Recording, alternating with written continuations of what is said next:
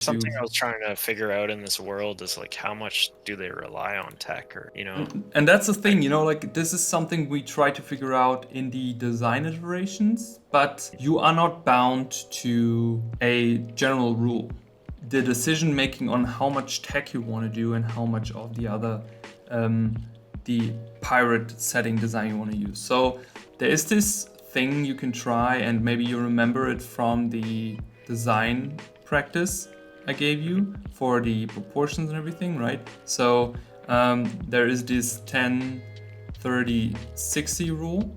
But there's also, if you have not 3 components when it comes to design, so when it's more about dressing and you have 2 components, which is tech, and then the other one is basically the standard pirate clothing, then you can also think about a 20 to 80, or maybe something which is more working for you. So this is something you can keep in mind for the general design.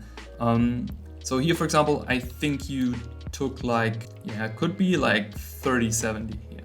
So Yep. you could say, for example, if they more of a higher class society person, they maybe have more access to tech.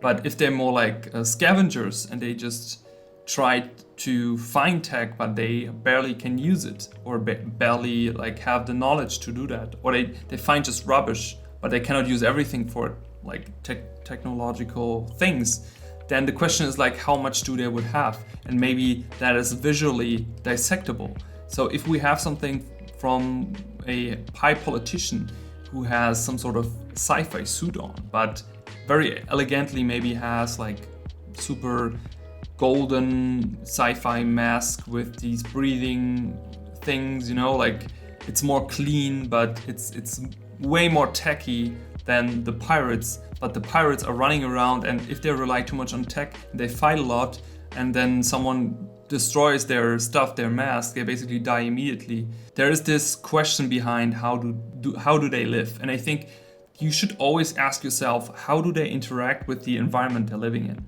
So if we say they go on these planets which are super toxic, or they go in these mines, then it's more about to just questioning, okay, what do they do? And just imagining how do they would behave. Then the decision making on how much you take in terms of tech versus non-tech, or sci-fi versus old stuff. And then the question is very easy to answer for you. But I would say try to answer that in your design sketches right in the beginning, and just try the stuff out, because I think you're on the right way. The big question is really do they need some sort of breathing mask? I hope this video was helpful for you. If you liked the video, please give it a thumbs up and make sure to subscribe.